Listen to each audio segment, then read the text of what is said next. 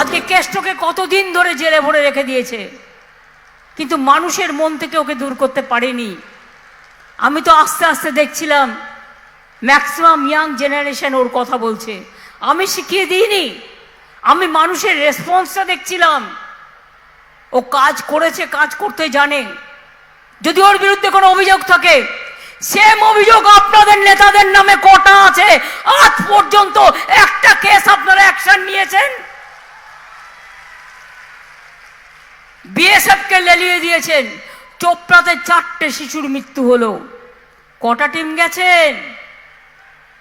বিলকিস মারা গিয়েছিল, কটা টিম গিয়েছিলেন? দলিতদের উপর অত্যাচার হচ্ছে, কটা টিম গিয়েছিলেন?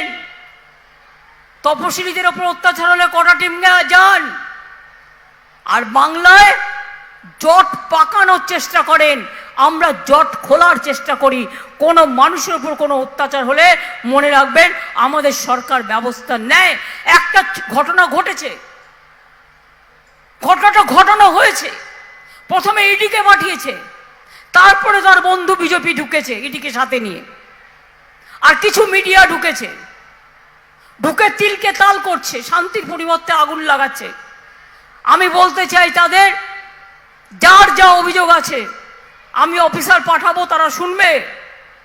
এবং যদি কেউ মনে করে কারো কাছ থেকে কেউ কিছু নিয়েছে, সবটাই ফেরত দেওয়া হবে, এটাও মাথা রাখবেন। আমি যখন বলি আমি তখন সেটা করি, কারণ কোনো মহিলা আজ পর্যন্ত কোনো কমপ্লেন করেনি, এফআইআর করেনি। আমি পুলিশকে বলেছি সুমোটো কেস করো। আমাদের ব্লক প্রেসিডেন্টও অ্যারেস্ট হয়ে গেছে, এমনকি আরাবুল ভাঙ্গরে, ও তো আমাদের কর্মী, ও তো অ্যারেস্ট হয়ে আছে।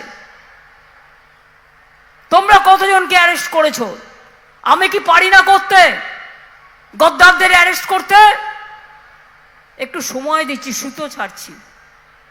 গদ্দারদের সব চুরি দুর্নীতি কেস, সবাইকে বলে চোর, চোরদের ঠাকুর দাদা।